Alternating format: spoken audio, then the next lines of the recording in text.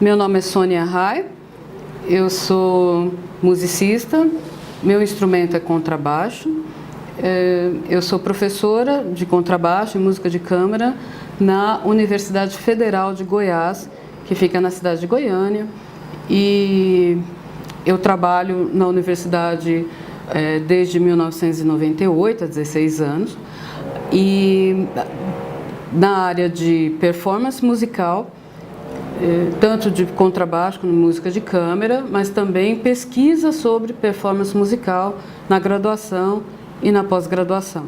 Também sou credenciada no programa de pós-graduação em música da Unesp, Universidade Estadual Paulista, no campus da cidade de São Paulo, onde oriento pesquisa em performance no mestrado e no doutorado, contrabaixo e música de câmara. Tenho um trabalho com publicações, tanto com publicações sobre performance, quanto a minha atuação enquanto instrumentista e educadora da performance musical.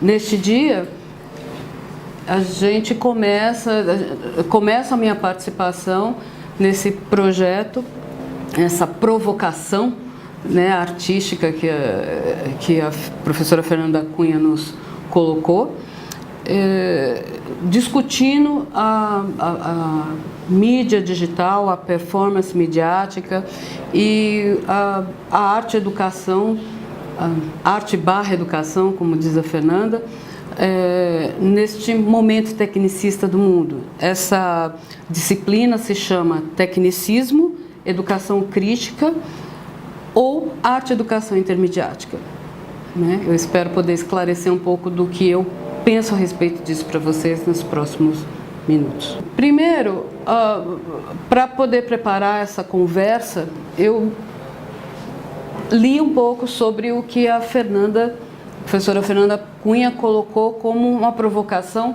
para mim, para eu poder provocar vocês, né? Os fundamentos para se discutir performance ou educação são de muitas vertentes, são de muitos lados, muitas teorias, mas eu vou me concentrar no que diz respeito ao mundo, à era digital, ao mundo digital. Então a Fernanda coloca que essa ideia principal de fazer isso veio de um grupo com a intenção de montar uma performance que se relacionasse com o tema real, um tema do cotidiano. E esse grupo, então, nessa experiência que foi feita com um tema que é a gravidez inesperada, a gravidez não sabida, realizou uma performance que revelou a seguinte frase, abre aspas: uma expressão ou performance pode substituir milhares de textos, fecha aspas, e mostraram também como o ensino pode se dar através da demonstração legítima do conhecimento e se tornar mais interessante. Essa conclusão que a Fernanda coloca. Então, a minha primeira reação a essa afirmativa é que tudo que se faz, não só em arte, tudo que se faz em termos de ensino, aprendizado, deve estar, na minha opinião, relacionado com o mundo real, porque senão não faz sentido, senão a gente está brincando de faz de conta. E se a gente quer aprender ou ensinar alguma coisa que não está relacionada à realidade de quem ensina e de quem aprende, o resultado é inócuo, né? Não faz sentido nenhum. Então, o que para mim deixa obrigatório a utilização da mídia digital, de todo tipo de mídia ativo hoje, no processo de ensino-aprendizagem de qualquer coisa. Porque não se faz nada no mundo de hoje sem o uso de mídias.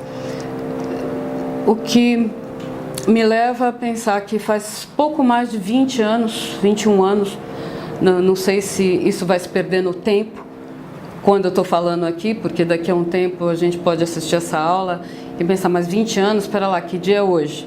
Né? Então, mas neste momento a realidade é que a internet é um advento que mal atingiu a maioridade. né? E a gente já não vive sem ela. Então, como é que a gente estuda e trabalha e faz coisas sem ela? Então, por outro lado, ela nos ajuda com a facilidade de comunicação, de compreensão, de transmissão de informação. Ela nos atrapalha em muito, porque ela nos rouba uma coisa muito rara e importante, que é o tempo. A gente perde tempo, né? E aí você vai me dizer, como assim perde tempo? A gente tem e-mail, a gente tem WhatsApp, a gente tem mensagens instantâneas de vários tipos, telefone. A gente perde tempo porque o volume de informação é tão grande e tão diversificado que a gente gasta um tempo imenso para codificar tudo isso e descobrir o que é que eu quero usar, o que eu não quero usar, o que eu preciso usar, o que eu não preciso usar. Então, existem prós e contras, né? É claro que se a gente aprende a usar isso tudo, são mais prós que contras, mas o processo de aprender a usar a tecnologia e a mídia para qualquer tipo de ampliação do conhecimento é uma metodologia em que a gente está engatinhando nela, porque o avanço da tecnologia ele é mais rápido do que a gente cria métodos para lidar com ela. Assim, indo para o meio artístico, para o meio musical, a gente teve num primeiro momento do advento da mídia, da internet, um problema muito sério para quem trabalha com criação musical, para quem trabalha com performance musical, que é justamente o som. O que nos impedia até pouco tempo de trabalhar com instrumento musical, com música de câmara, com ensino do instrumento, é o problema da falta de precisão e qualidade sonora, que sem isso não pode ter ensino de música de qualidade, né? Então, muitos de nós, educadores de instrumento musical, não nos aproximamos muito dessa possibilidade da interação do ensino via mídias de videoconferência ou gravação de aulas interativas, porque o delay do som, não só o delay, mas a qualidade também nos impedia de fazer isso. O que hoje é uma realidade ultrapassada. Hoje a gente consegue fazer, a gente consegue até tocar junto, com mínimo, com muito pouco, muito pouca defasagem, quase nenhuma, mas que a gente entra num outro problema que a mídia nos traz. É a velocidade com que o material se desatualiza e a velocidade com que o preço sobe. Então, a nossa vontade de trabalhar com a mídia, ela fica sempre dependendo de uma estrutura que grande parte das instituições de ensino, para não dizer todas, né, é um número muito pequeno de instituições que conseguem te dar a estrutura necessária para trabalhar com instrumento e mídia, com produção sonora realizada por um ser humano, não pelo computador, e a mídia.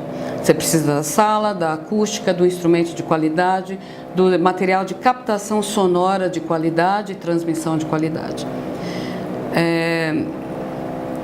Mas isso é um impedimento? Não, isso é mais um desafio, né? E esse desafio vai levar a um outro problema. Esse outro problema é a formação do professor, do instrutor ou do mentor artístico instrumental para lidar com o ensino dessa forma. Não é? Eu sou um professor de instrumento, eu estou acostumada a tocar no meu aluno de maneira a arrumar o corpo dele, o braço, a perna, ajudá-lo a relaxar para tocar ou corrigir uma posição. Eu não consigo fazer isso à distância. É possível fazer de outra forma?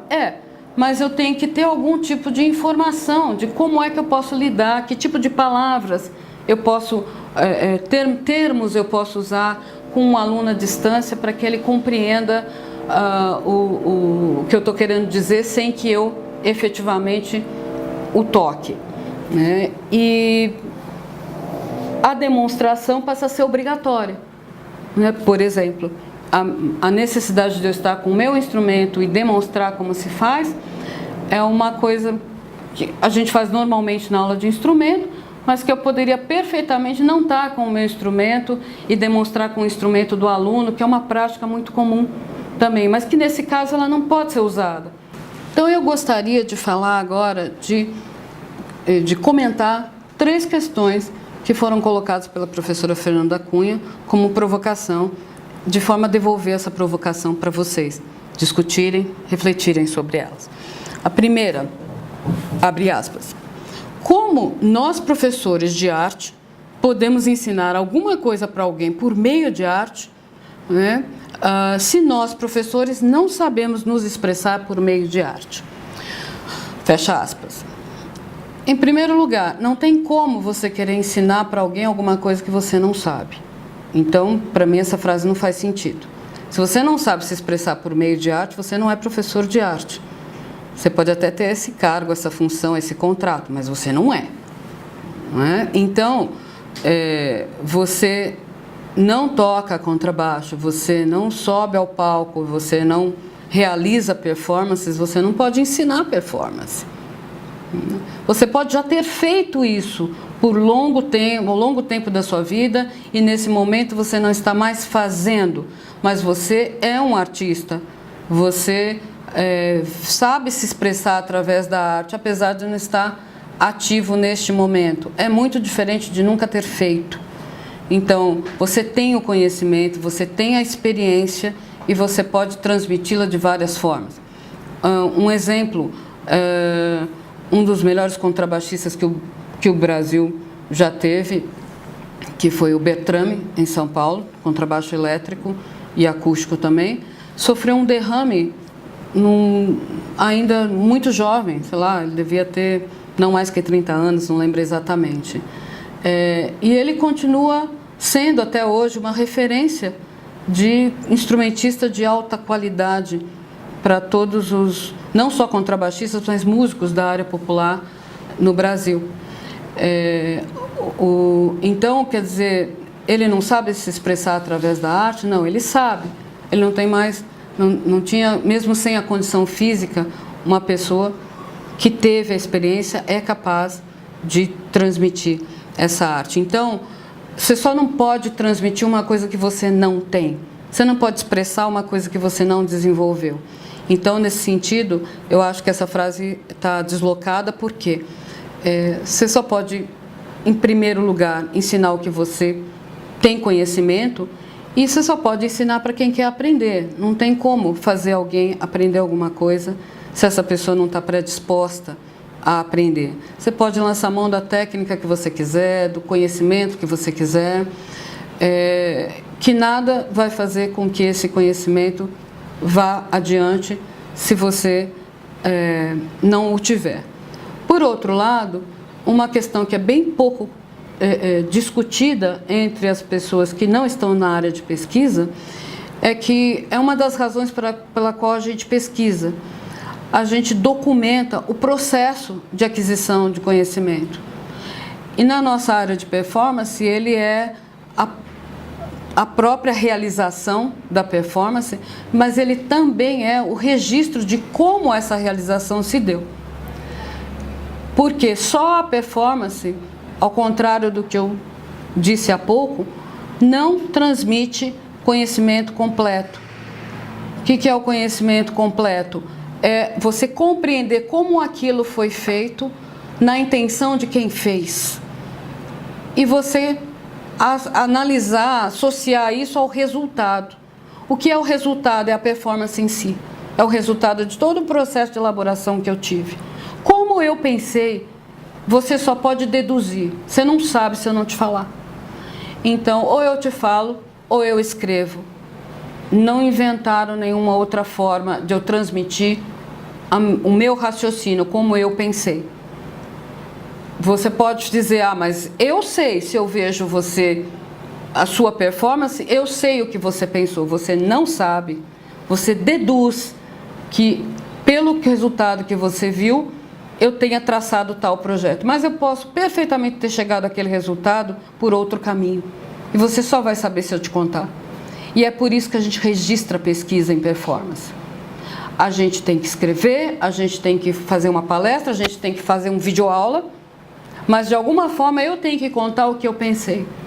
Como eu pensei, que bases teóricas eu tive, se eu tive alguma base teórica ou não, né? E aí a diferença é, eu estou fazendo uma pesquisa acadêmica ou não acadêmica. Se ela é acadêmica, eu tenho que demonstrar minhas bases teóricas. Se ela não é uma pesquisa informal, eu posso gravar um videoaula, entendeu? E fazer o DVD e vender sem problema nenhum, não é? Agora, se eu tenho que demonstrar que eu tenho fundamentos para aquilo, porque alguém está me pagando para fazer essa pesquisa, então a minha documentação precisa ser melhor fundamentada. Mas, de qualquer forma, o produto pode ser o mesmo. O meu recital, a minha peça de teatro, o meu espetáculo de dança, ele pode ser o mesmo, com pesquisa formal ou informal. A diferença para a transmissão do conhecimento é se eu registro esse processo ou não. E a mídia, hoje, é a nossa melhor aliada, porque até pouco tempo atrás, a única forma de registrar esse processo seria escrevendo. Hoje, eu posso fazer uma fala absolutamente fundamentada e registrar esse processo de maneira oral. Interessa para a transmissão do conhecimento que o registro do processo seja aliado ao registro do produto. Ou seja, que ideias eu tracei para realizar a minha performance e a registro da performance em si. Aí a gente tem as duas coisas. Voltando à questão, se eu não realizo a performance, eu não sei me expressar artisticamente, eu não tenho que demonstrar, nem o que mostrar para ninguém. A segunda questão, colocada pela professora: qual a diferença entre o artista-professor e o professor-artista?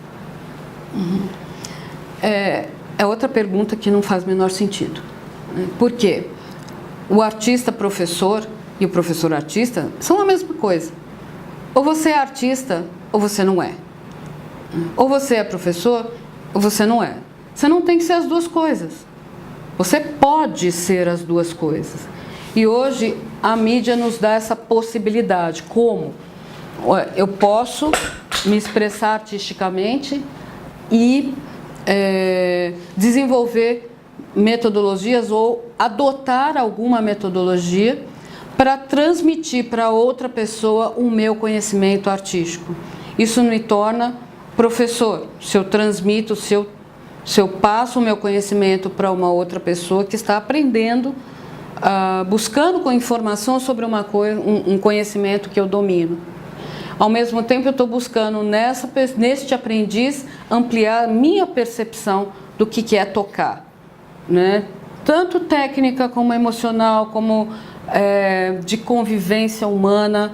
O professor, ele nunca aprendeu tudo, ele está ali descobrindo coisas.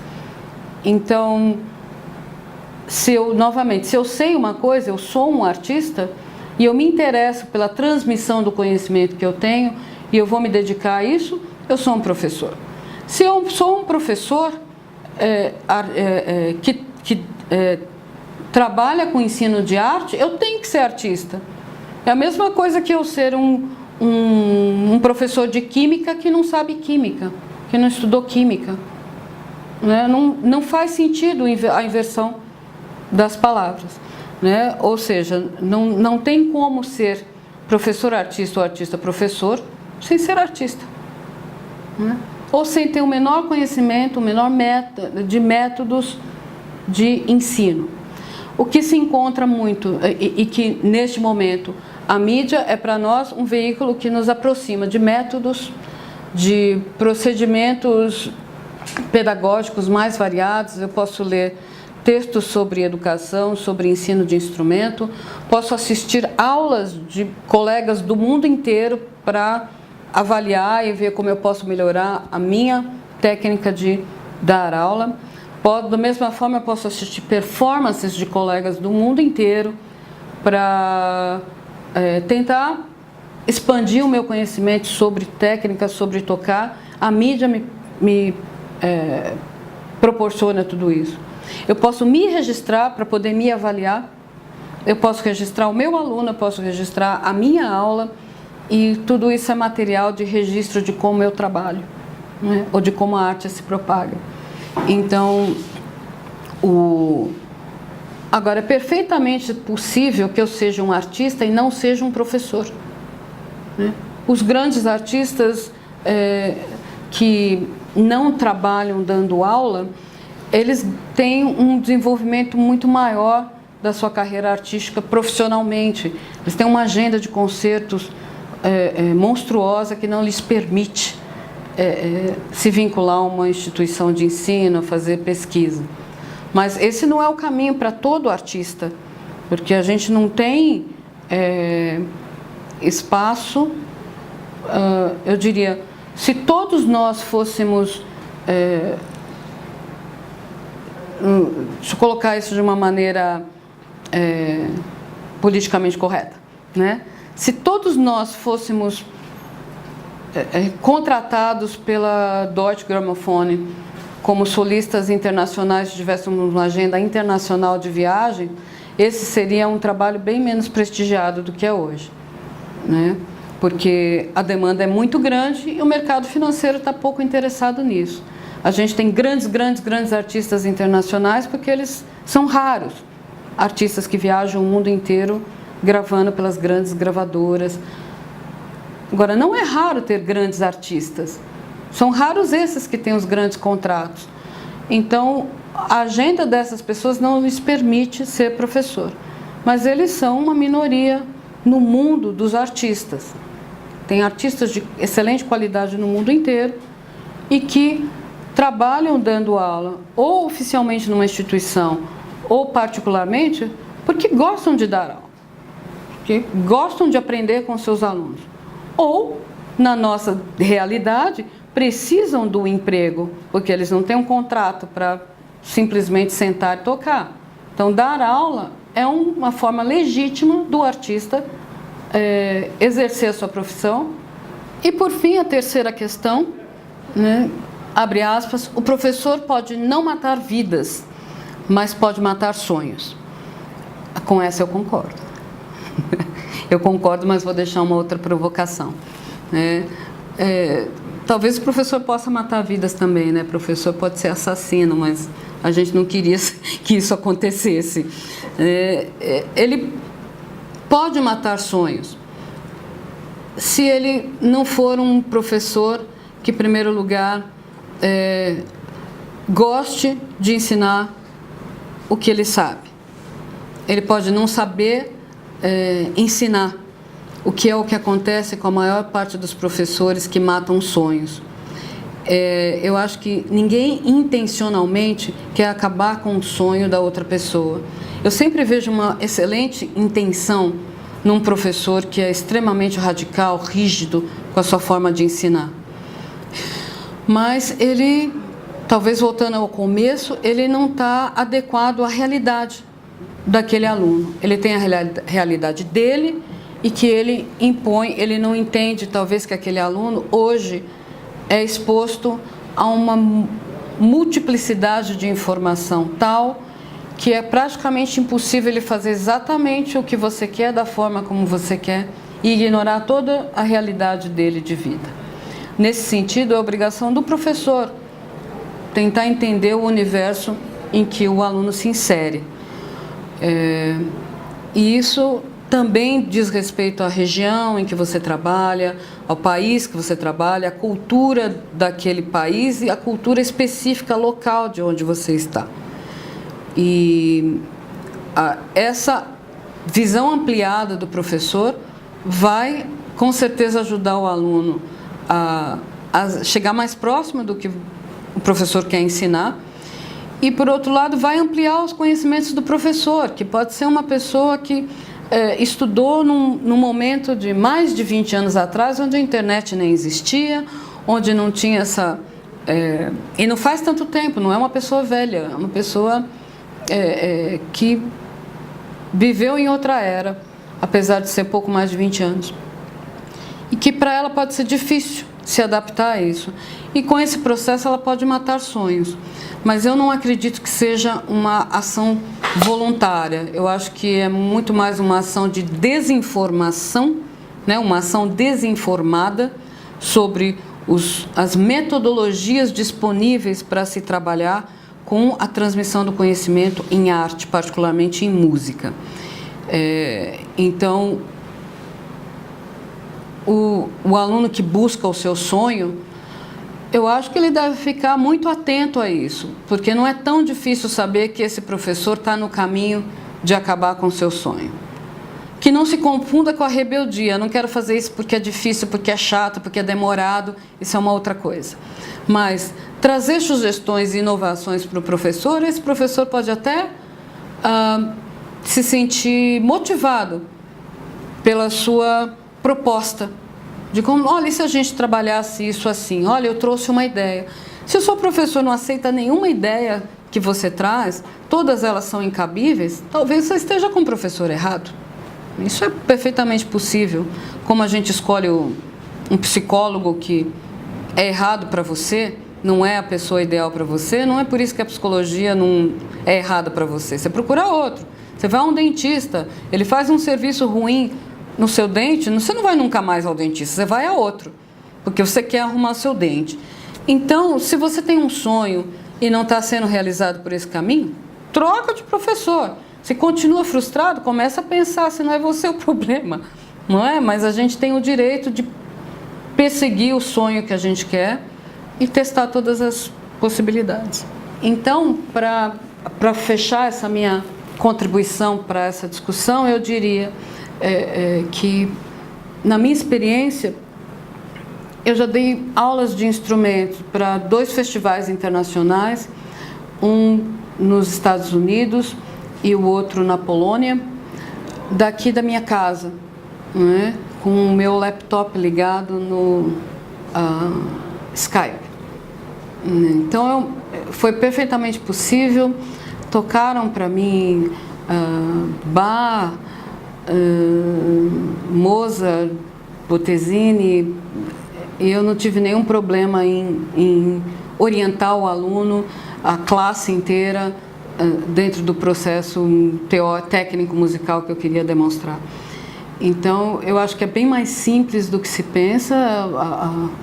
O vídeo é só uma das possibilidades tecnológicas, e que a gente pode e deve se aproximar dessa possibilidade até como uma formação de professores, criar material. Esse é um problema que nós temos no Brasil.